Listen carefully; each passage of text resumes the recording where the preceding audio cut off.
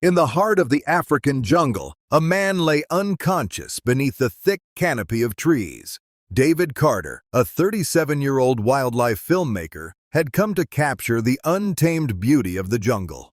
But what was meant to be another routine expedition had turned into a nightmare.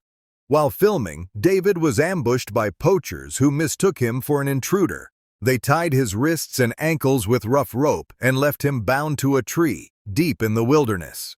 As the sound of their footsteps faded, silence filled the air, only the buzz of insects and the occasional cry of distant birds. The ropes dug into his skin, impossible to break. He shouted for help, but his voice was swallowed by the vast jungle. His crew was 20 kilometers away at the base camp. Night fell quickly, bringing with it the haunting sounds of predators. The first night, David shivered as he heard the distant growl of leopards and the eerie calls of hyenas echoing through the trees. By the second day, the last of his water was gone, his throat was dry, his body weak. By the morning of the third day, his vision blurred. He whispered to himself, "Is this how it ends?" Just then, something moved in the undergrowth. A massive lion emerged from the shadows. Its golden mane shone faintly in the slanting sunlight. It stood tall and powerful, the undisputed king of the jungle. David's heart pounded in his chest. Meeting a lion in the wild was terrifying enough, but tied and helpless, it could only mean death. Yet the lion did not attack. It stopped a few meters away and stared. In those deep amber eyes there was no anger, only curiosity. Slowly, it approached. David closed his eyes, expecting the end. But instead of pain, he heard the soft sound of the lion sniffing near his hands. Then came a low growl, not one of aggression, but something else, almost as if it were angry at the ropes. That's when David noticed an old scar on the lion's front leg. A memory struck him. 2 years earlier, during another expedition in the eastern plains, he had found a young male lion trapped in a steel snare, its leg bleeding and swollen. He remembered kneeling beside it. "Easy now, boy. I'm here to help you," he had whispered. It had been a dangerous rescue. His team had tranquilized the lion, removed the snare, cleaned the infected wound, and stayed with it for days. The lion had growled at first, then gradually accepted their help. After 3 weeks, it healed completely.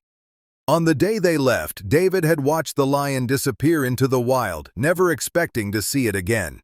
Now that same lion was here, standing before him, alive and strong. David's voice trembled. "You remember me?"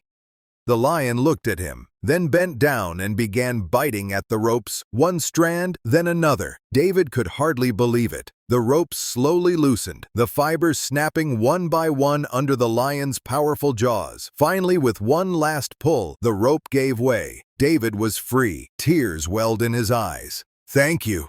You saved my life," he whispered. But their moment of peace didn't last. From the distance came the sinister laughter of hyenas. The lion turned its head, muscles tense. The sounds grew louder. A pack of hyenas had caught the scent of weakness and blood. They approached cautiously, circling the two. The lion roared, a thunderous sound that shook the air. The hyenas hesitated but pressed on. One lunged from the left. The lion struck it down. Another darted in, snapping at its flank. The lion twisted, claws flashing. 3 attacked from behind, biting at its hind leg. The lion stumbled, roaring in fury. Without thinking, David grabbed a nearby rock and hurled it with all his strength. It hit one of the hyenas squarely. The beast yelped and retreated. For a moment, man and lion stood side by side, facing the pack together. The hyenas, realizing they were outmatched, backed away and vanished into the shadows. The jungle fell silent once more. David was weak, dehydrated, and his legs trembled beneath him. Every breath burned in his chest. He had been without water for 3 days, and his body was at its limit. But the lion didn't move away. Instead, it stayed close, circling once as if to make sure there was no danger nearby. Then it began walking beside him, step by step, its tail brushing against the leaves. 10 kilometers of dense jungle stretched between them and the camp. Every few meters, David stumbled, his vision fading in and out. The lion stopped each time, turning its great head to watch him with patient, golden eyes. There was no judgment in that gaze, only calm encouragement, as if saying, "I'm here, keep going." The forest grew darker as the sun sank behind the horizon. Night came fast, and the jungle awoke with a chorus of unseen creatures. Owls hooted, frogs croaked, and somewhere in the distance, a leopard's growl rumbled through the trees. The shadows twisted and stretched, but David felt no fear anymore. Not with the lion beside him. Sometimes the lion walked ahead, clearing the path, its powerful shoulders brushing aside low branches. Sometimes it lagged behind, watching their trail, guarding against whatever hid in the dark. When David faltered, the lion came closer, pressing its body gently against him. Its warmth seeped into his bones, its steady heartbeat grounding him in the silence of the night. Once, as they paused beneath a clearing where moonlight spilled across the ground, David reached out and rested his hand on the lion's mane. It was soft and thick, warm to the touch. The lion turned slightly, its amber eyes meeting his. No words were needed. That moment was a silent promise, one born of trust, gratitude, and something deeper than either could name. Hours passed. The faint glow of lanterns finally appeared through the trees. David could barely lift his feet, but he pushed on. Voices echoed through the night, his team calling his name. "David! David! Over here!" They rushed toward him, their faces filled with disbelief and relief. "You're alive!" someone shouted.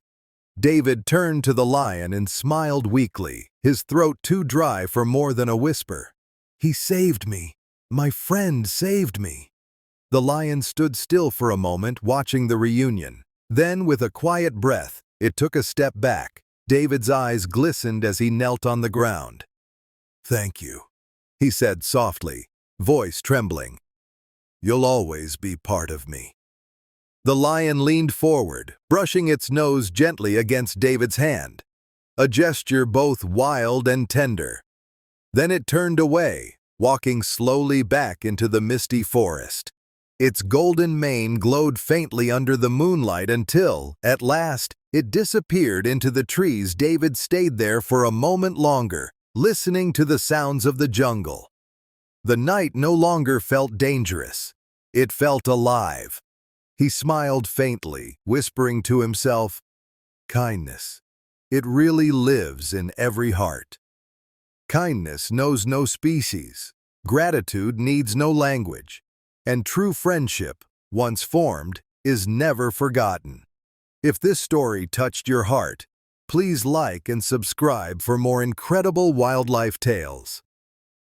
We'll return soon with another story that proves the power of compassion in the wild.